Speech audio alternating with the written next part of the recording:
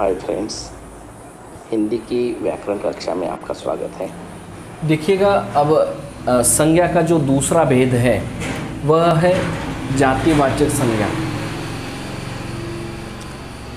अब जातिवाचक संज्ञा के बारे में हम यहाँ अध्ययन करेंगे कि उसकी परिभाषा यह है। किसे जातिवाचक संज्ञा कहते हैं कि एक ही जाति का, जैसे कि सभी प्रकार के मनुष्य यानी कि व्यक्ति कहेंगे हम उसे, एक ही जाति के व्यक्ति, एक ही जाति के पशु पक्षी, एक ही जाति के सभी प्रकार के वस्तु, एक ही जाति के सभी प्रकार के स्थान, इन सबका बोध कराने वाला जो शब्द होता है उस शब्द को जातिवाचक संज्ञा कहते हैं। उदाहरण देखेंगे हम, जैसे परिभाषा है, जिस शब्द से एक ही जाति के सभी व्यक्ति, वस्तु, पशु पक्षी, स्थान आदि का बोध होता है उसे जातिवाचक संज्ञा कहते हैं। उदाहरण है कि जैसे उसमें है, अब हम एक लगे जैसे कि व्यक्ति, हम कहेंगे कि बालक, हम कहेंगे कि पुरुष, हम कहेंगे कि स्त्री।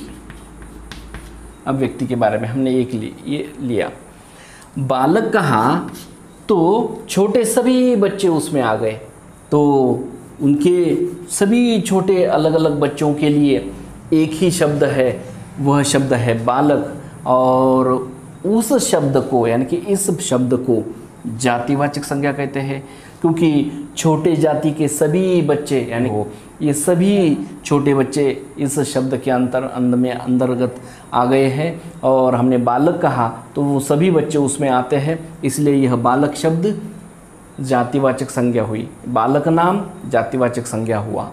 अब देखना है हमें पुरुष।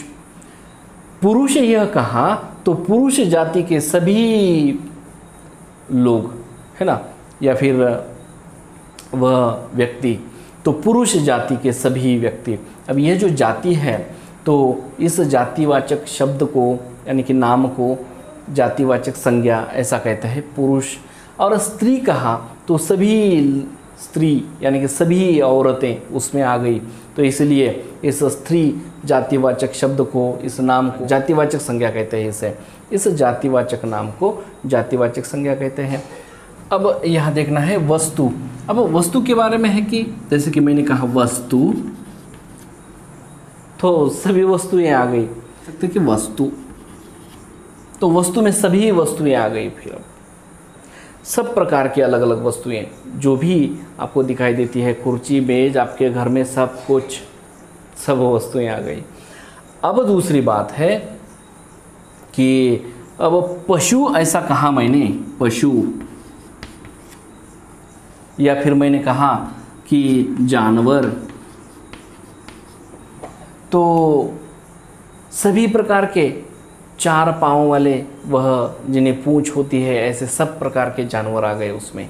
या फिर पशु कहा तो सब प्रकार के पशु आ गए उसमें।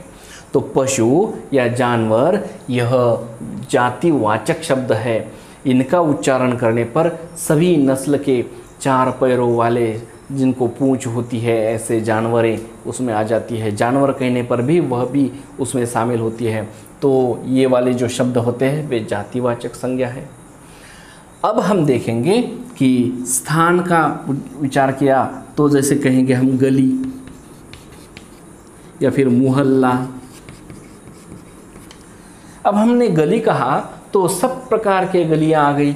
मैंने नगर कहा, नगर, तो सब प्रकार के नगर आ गए। मोहल्ला कहा तो सब प्रकार के मोहल्ले आ गए उसमें, है ना, तो अलग प्रकार के सभी गलियां आ गई। तो गली यह शब्द जातिवाचक संज्ञा है। मोहल्ला कहा तो अलग अलग प्रकार के मोहल्ले हैं, तो उनके नाम भी अलग अलग है, तो वे सभी मोहल्ले आ गए, तो वह मोहल्ला मतलब जातिवाचक संज्ञा में आ गए। नगर कहा तो सब अलग अलग प्रकार के नगर आ गए। भीमनगर है, ज्योतिबा नगर है, सावित्री नगर है, अंबेडकर नगर है, शिवाजी नगर है, सब प्रकार के नगर उसमें आ गए। तो यह नगर नाम जो है, यह नाम जातिवाचक संज्ञा कहलाता है। इस प्रकार से अब कुछ समझने के लिए और एक आपके सामने रखता हूँ कि अब और एक है, जैसे कि नदी। नदी कहा मैंने, है ना। नदी यह शब्द जातिवाचक है। क्यों? क्योंकि नदी कहा तो सब प्रकार की नदियाँ आ गई, जैसे गोदावरी है, गंगा है, जमुना है, सरस्वती है, सब प्रकार की नदियाँ आ गई। तो नदी यह जातिवाचक संज्ञा है। अब मैं कहूँगा कि पहाड़ी, सब प्रकार की पहाड़ियाँ उसमें आती है ना, पहाड़ी कहने पर। अब मैं कहूँगा पर्वत,